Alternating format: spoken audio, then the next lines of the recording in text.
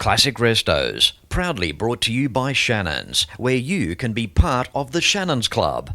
Penrite Oil, Hare and Forbes Machinery House, Pace Farm, and Duncan Foster Engineering.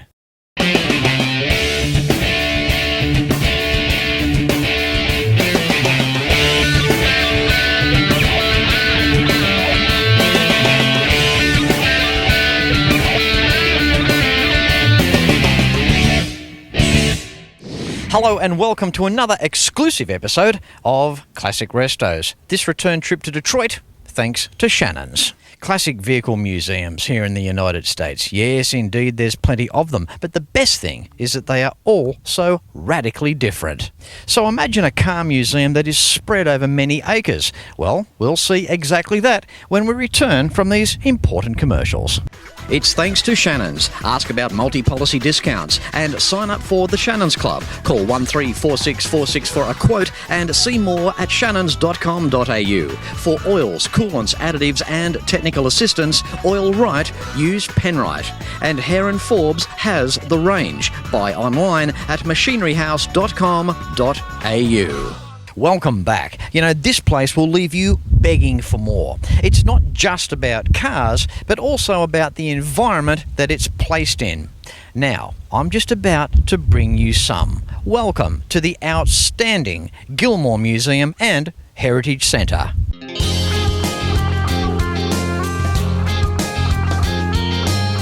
The Gilmore Car Museum started in the early 1960s when Donald S. Gilmore began collecting vintage cars. Some of the first vehicles in his collection included 1927 Ford Model T, a 1913 Rolls-Royce, and a 1920 Pierce Arrow. Restoring that classic Pierce Arrow at his home on nearby Gull Lake ignited a passion. Over the years that followed, Donald continued collecting some of the world's most renowned automobiles. Today, the Gilmore Car Museum is the largest auto museum in North America, with over 180,000 square feet of exhibit space. The museum's historic campus features numerous vintage structures, including a restored and fully functioning 1941 Silk City Diner, a recreated 1930s Shell service station, and 6 on-site partner museums, along with just so much more. See, the way it works here at the Gilmore, there is various barns and buildings showcasing different brands around the absolutely gorgeous 90-acre property here. I've decided on today's show to start right here in the Lincoln display, and I think it's a beautiful way to start today's show. What do you say, Honest Abe? Yeah. He was a good guy. The Lincoln Motorcar Heritage Museum, built on the campus of the Gilmore Car Museum, opened on Saturday, August 9, 2014. The museum, patterned after a historic Lincoln dealership, was built by the Lincoln Motorcar Foundation, which was established in 1999 by members of various national Lincoln clubs and retired Ford Motor Company executives to share Lincoln's living legacy.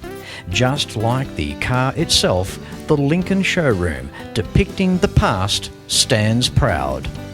We're lucky enough today to have Fred Colgren, the Director of Education here at the sensational Gilmore Museum. How you doing, Fred? I'm doing great, Fletch. Thanks for including us in this video. It's absolutely my pleasure. This place is stunning. It's also enormous. It's the tip of the iceberg of what you'll see on today's episode.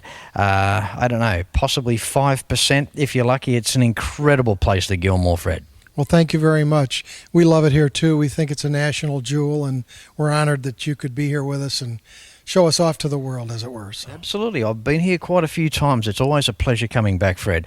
Now, one of the latest acquisitions here in terms of buildings, the beautiful Lincoln display. Now, behind us, we've got the 39 here, which apparently has some significance. There's some famous people that have ridden in this. What can you tell us about this car? Yeah, this is a great 1939 Lincoln, and it was made specially for the trip of King George VI and Queen Elizabeth I of England when they made made their inaugural voyage over to see Canada.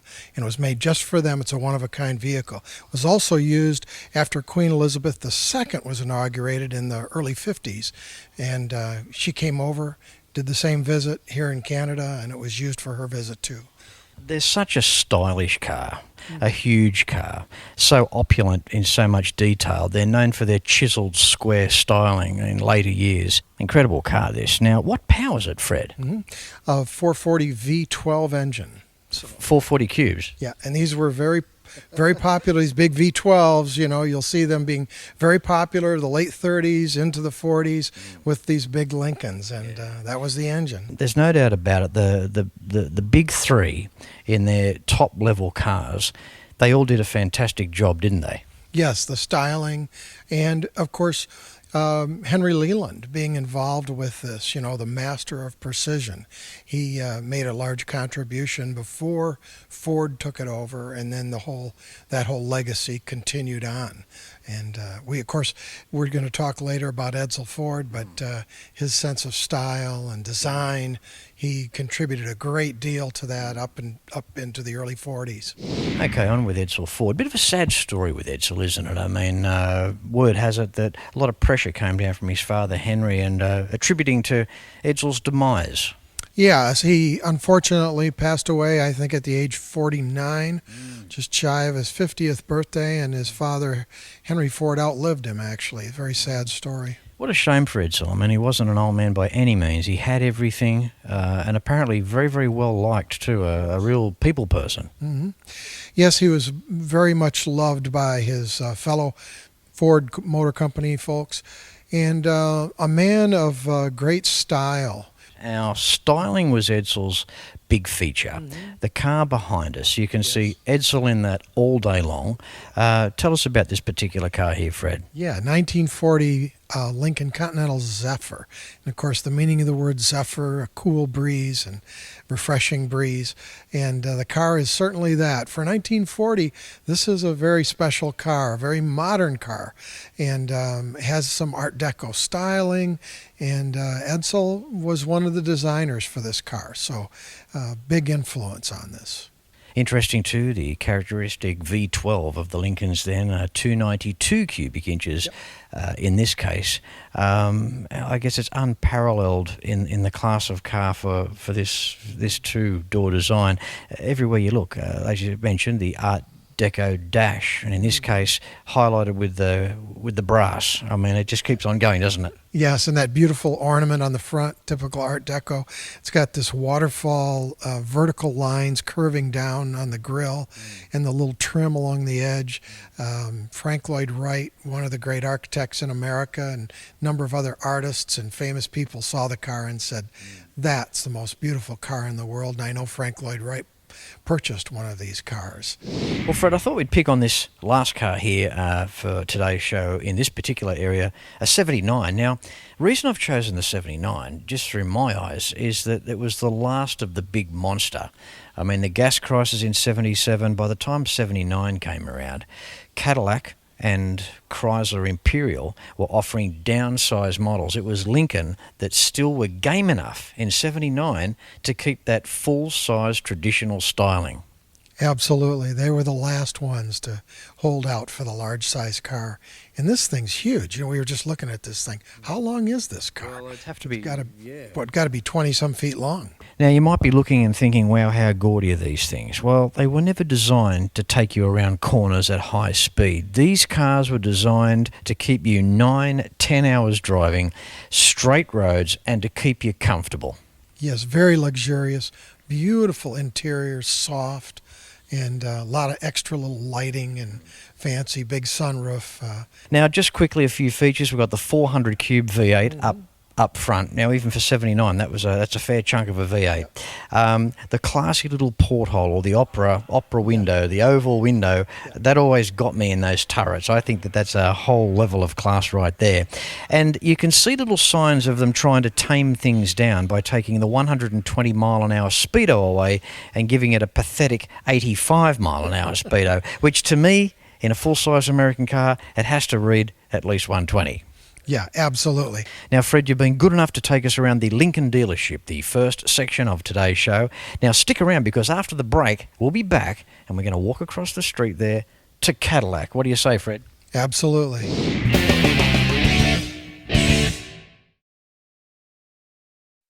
Every weekend around Australia, motoring enthusiasts get together to share their passion for cars and bikes. It's a passion that brings us together. All sorts of people, all sorts of cars and bikes, from the classics of today to the classics of tomorrow. At Shannons, we understand enthusiasts, so when it comes to insurance, it's got to be Shannons. Shannons, insurance for motoring enthusiasts. Call 13 46 46 for a quote. Penrite, Australian-made, family-owned and operated. Make premium quality engine and racing oils, warranty-approved coolants, automatic transmission and manual gear oils, a complete range of engine and fuel additives, heavy-duty and industrial products for every application. Visit penriteoil.com for more information. Penrite, Australian-made for Australian conditions since 1926. If you have a restoration project, Hare and Forbes has the tools that you need. Look at these restoration products: shrinker stretchers, dollies, mallets, bead rollers, profile gauges, professional panel restoration kits, and so much more. Now I warn you, enter at your own risk because you will end up buying something. So come along to your Cap City store or browse and buy online at machineryhouse.com.au because Hare and Forbes has the range.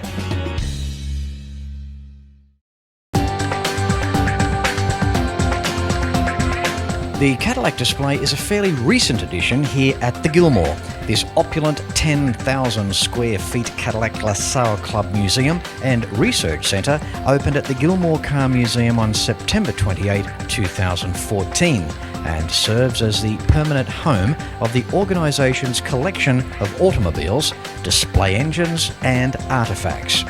The museum is modelled after a 1948 dealership designed from the pages of General Motors' book, Planning Automobile Dealer Properties of that year. Okay, we move on through into the Cadillac dealership now, the remodelled dealership. What an incredible building this is, Fred. And on the behalf, congratulations to the board here, all the people that have structured this. It's incredible. Yes, and thank you. This is probably the newest building architecturally here on the site.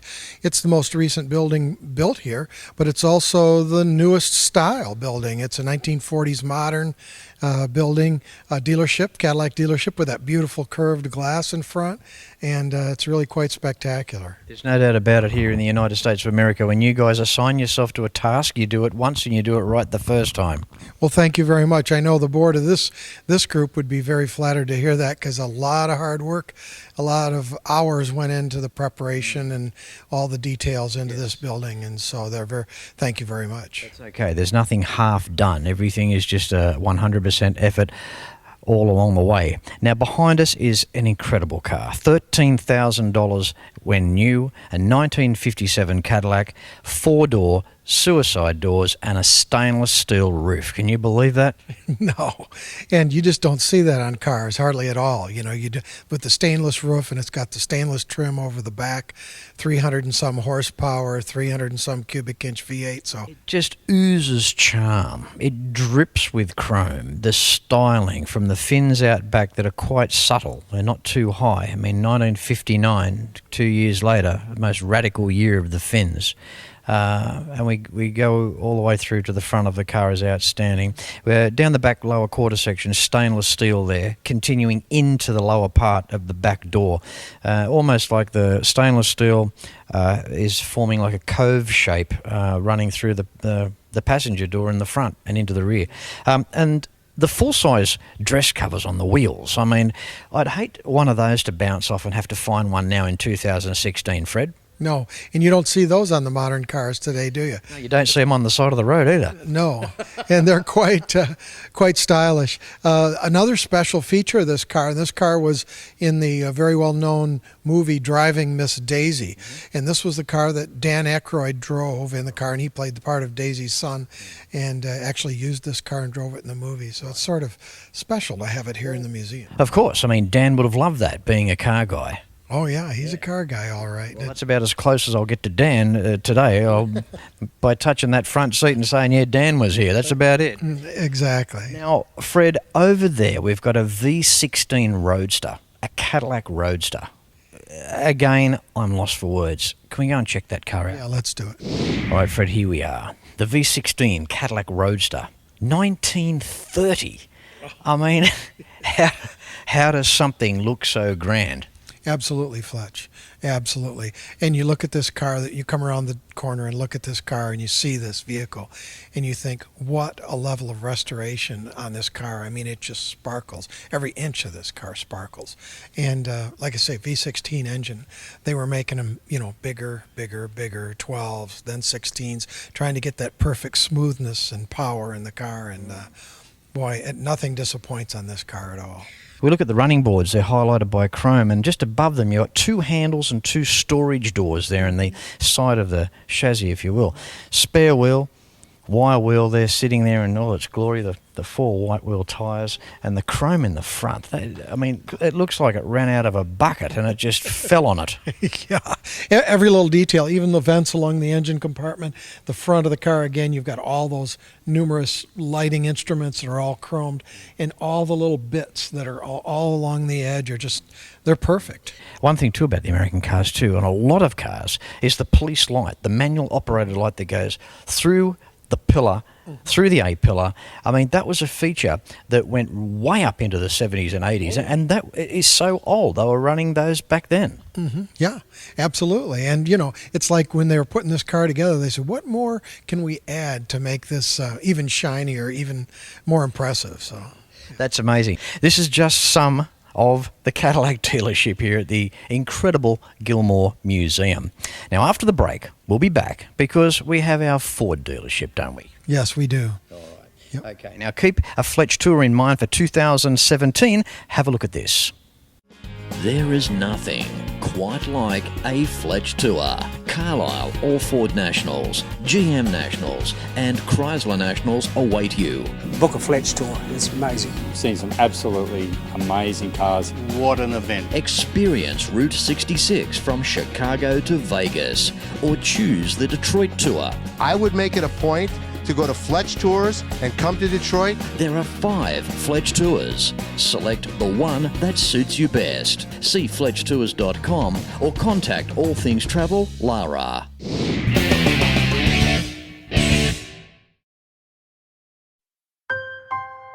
We've always had a few cars. They're all special. The T-Bird. Oh, that's mine. The Combi for when we want to get away.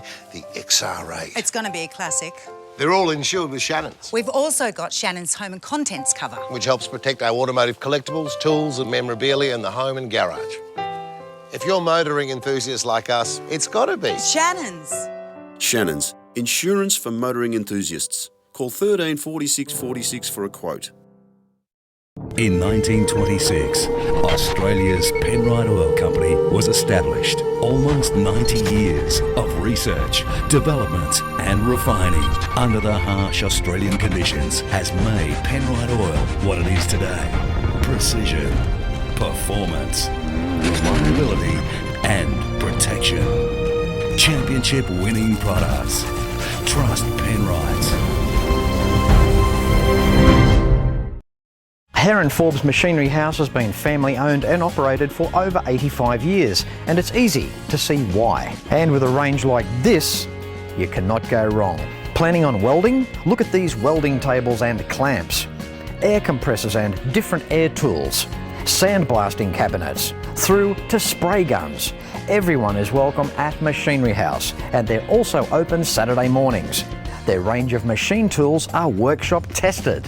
There are competitive freight rates around Australia, and you can buy online at machineryhouse.com.au. So remember, Hare & Forbes has the range.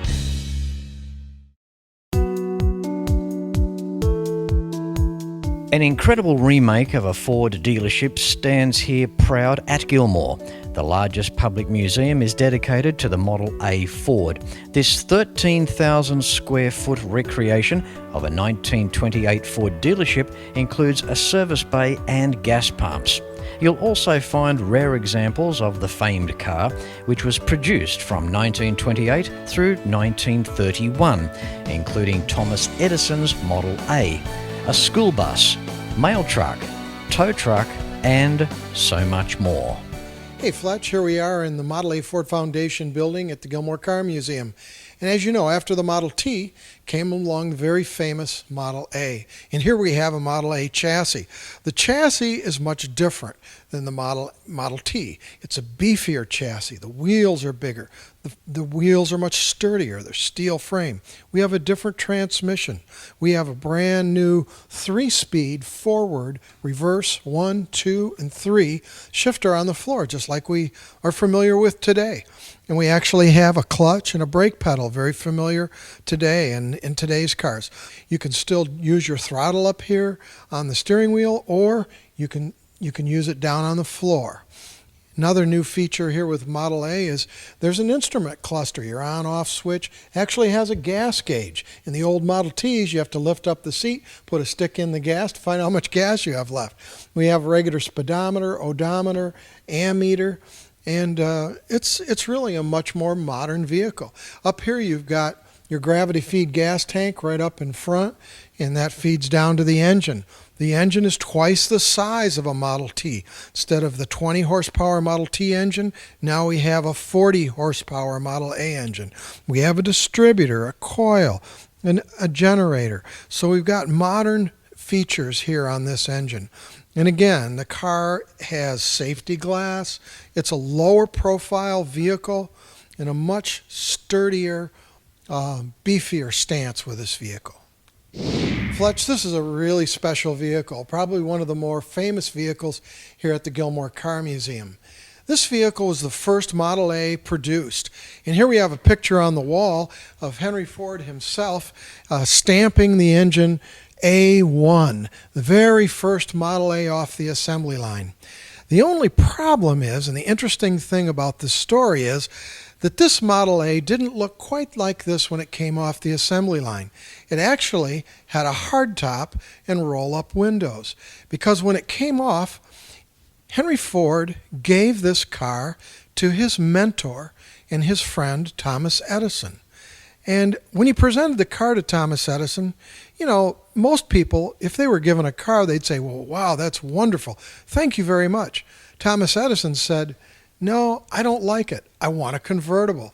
So Henry said, no problem. We pushed the car back in the factory, took off the hardtop body, and put on a touring top with a nice convertible and 4 doors.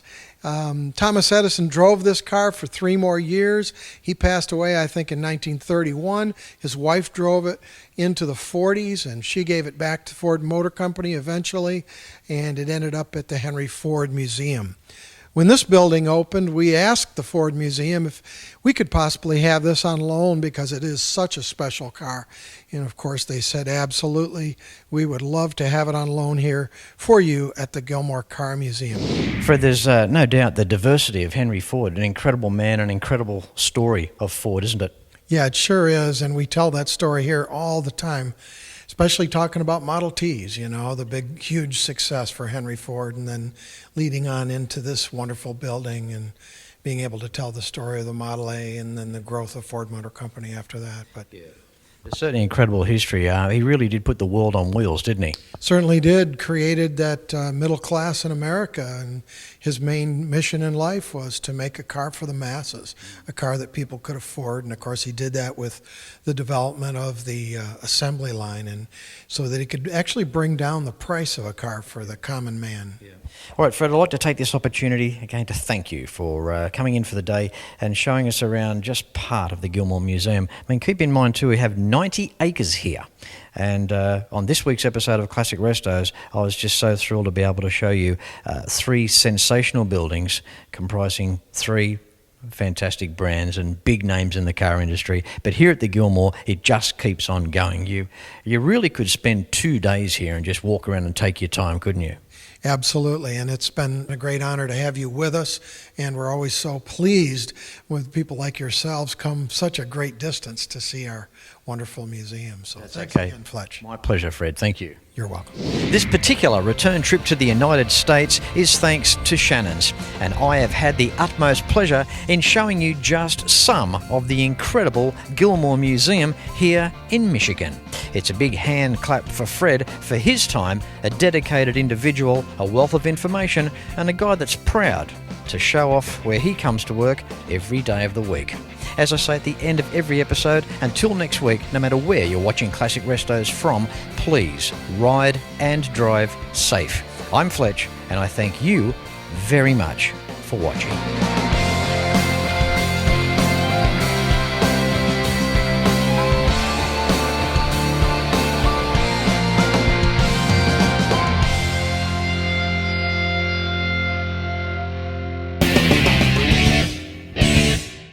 You can like and follow us on Facebook at facebook.com/Classic Restos TV and watch catch-up episodes at shannons.com.au. Classic Restos, proudly brought to you by Shannons, where you can be part of the Shannons Club. Penrite Oil, Hare and Forbes Machinery House, Pace Farm, and Duncan Foster Engineering.